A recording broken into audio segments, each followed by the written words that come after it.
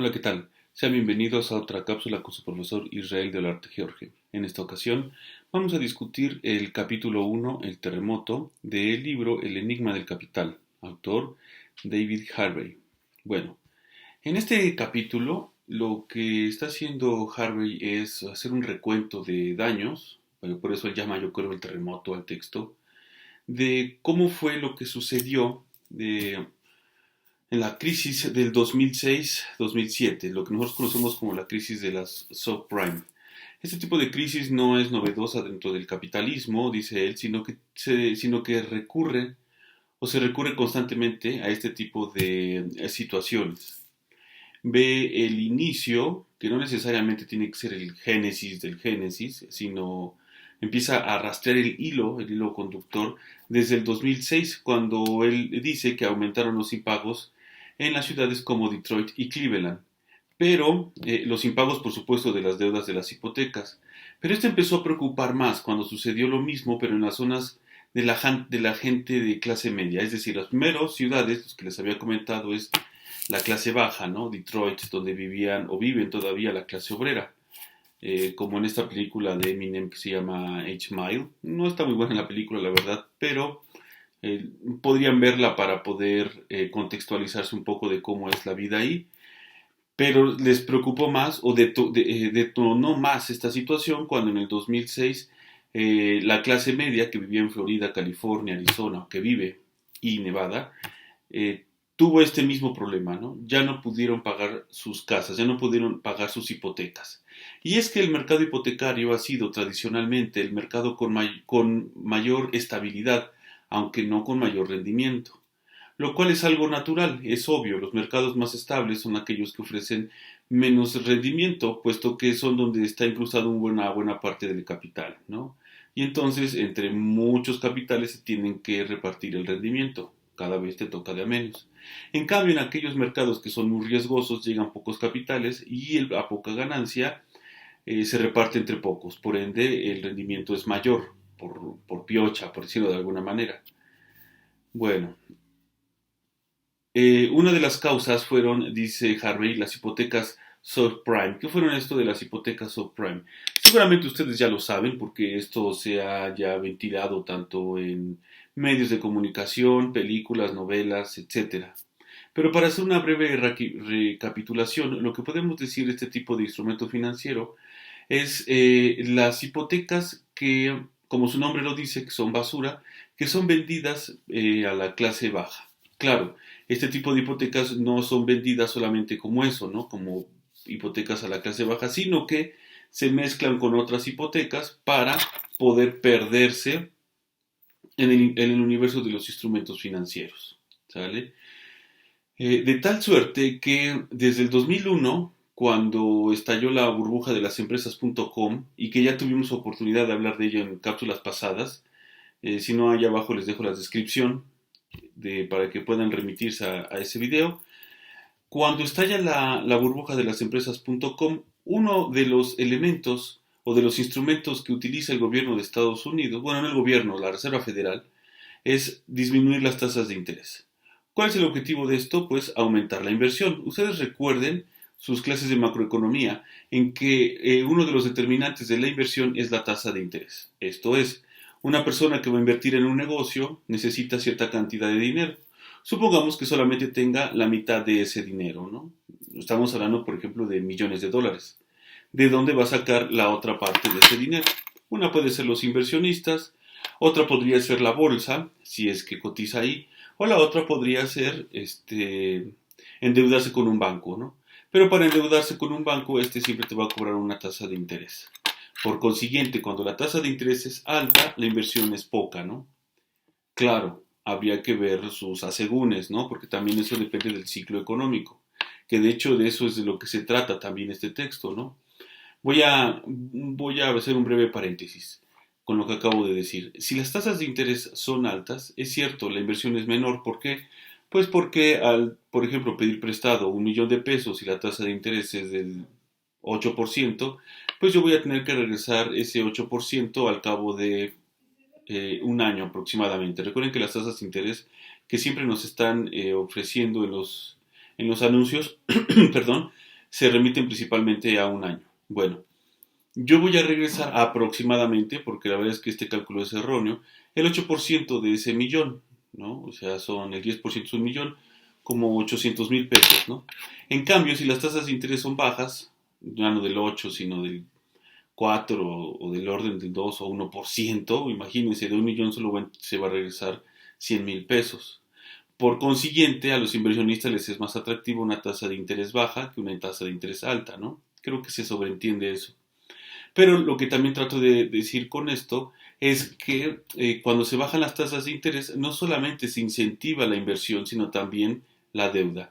Y eso es precisamente lo que está diciendo Harvey, que cuando se bajó la tasa de interés, dado el ciclo económico, ¿sí?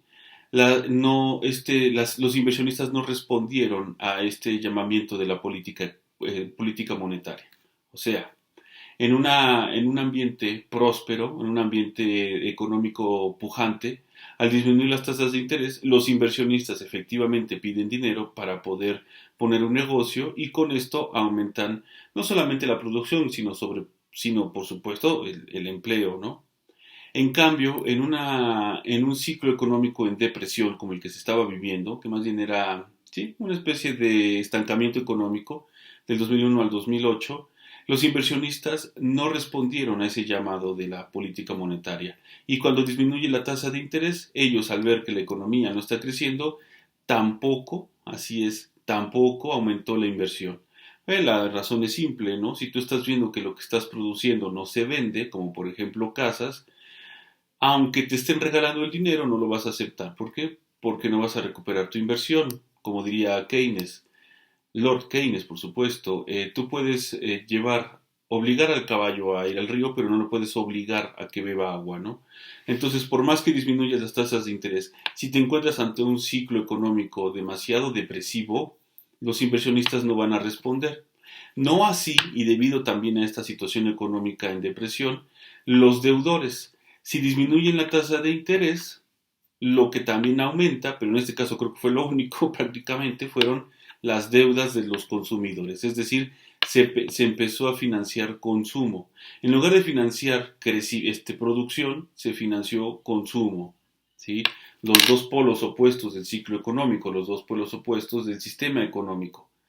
Ahora bien, ¿qué implicaciones tuvo esto para la economía? Pues resulta que al aumentar la deuda, se genera una especie de ilusión, una ilusión de que las cosas están yendo bien, una ilusión de prosperidad económica, ¿sí? Yo estoy produciendo, lo poco que produzco lo puedo vender. Lo que yo no sabía es que la persona que me está comprando este objeto, que en este caso es un vestido, ¿sí? Lo está comprando con deuda, o sea, está pasando el clásico tarjetazo, ¿no? Y no solamente ropa, sino lo que la gente estaba comprando principalmente eran coches, casas, viajes, hasta la universidad.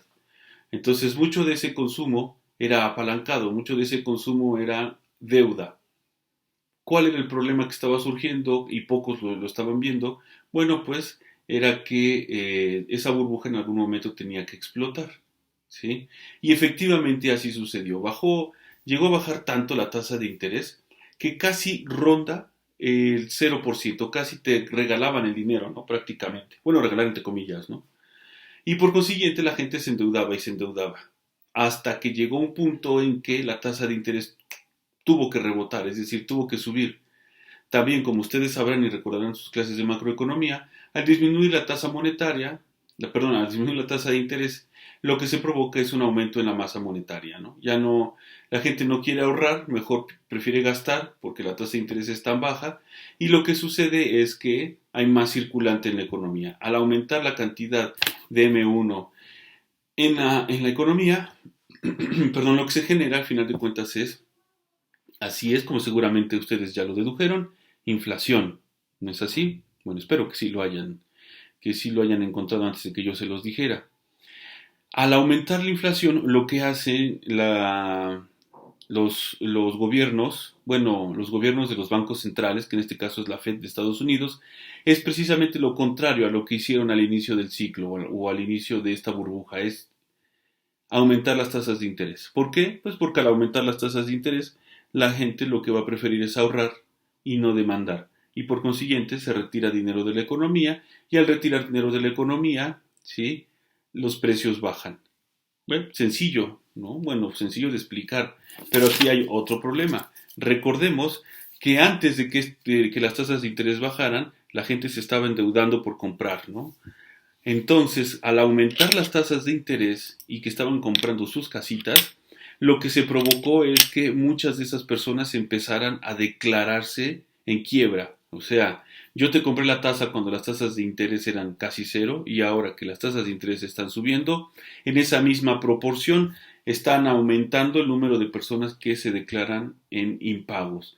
Todo fue una ilusión, todo fue una burbuja financiera. ¿Sí? Eso es lo que dice precisamente Harvey, que en el 2008 explota la burbuja financiera de las hipotecas a tal grado que el gobierno de Estados Unidos tiene que rescatar a las hipotecarias Fannie Mae y Freddie Mac. Estas fueron nacionalizadas.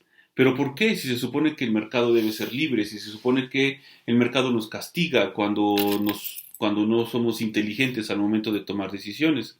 Pues aquí lo que estaba en juego no solamente era el capital estadounidense, sino el capital chino. Y de alguna u otra manera, Estados Unidos tenía que estar resguardando ese tipo de deuda, pues estamos hablando de uno de sus principales socios, que también de eso se habló en la cápsula pasada. Mientras eso sucedía con China, el resto del mundo veía cómo sus acciones solo tenían el valor de un papel simple. Era como esto. ¿Cuánto te pueden pagar por un papel? Pues creo que ni en el reciclaje, ¿no? El gobierno de George Bush entonces salió a rescatar a las instituciones financieras. Aproximadamente el rescate le costó 700.000 millones de dólares. Sí, creo que lo leí bien. 700.000 millones de dólares. Busquen por favor esa cifra. Los países exportadores no solamente vieron cómo estaba cayendo la economía de Estados Unidos, sino que estas también vieron disminuidas sus ventas. Pero de eso vamos a hablar en la siguiente cápsula. Por lo mientras entonces, lo que quiero que quede claro es cómo es que se gestó esta crisis y cómo explotó. No es la primera vez que sucede en la economía, como ya les había comentado, sino que esto es algo que se repite continuamente. Busquen por favor, y de eso se les va a quedar de tarea a título personal, busquen por favor algún documental que hable sobre la crisis de los tulipanes y se van a dar cuenta, ¿sí?, que es el mismo comportamiento, el frenesí en el auge y la cruda en la crisis, ¿no? Y esto se va a seguir repitiendo y se va a seguir repitiendo, ¿no? Hasta que, pues, no haya... No, pues se va a seguir repitiendo y decir que no haya capital, pero pues no sé si algo lo pueda sustituir, ¿no? Bueno, hasta aquí la voy a dejar con la entrega del día de hoy. Me ven en la siguiente cápsula. Espero que esto esté ayudando para resolver las dudas en la lectura. Hasta luego, adiós.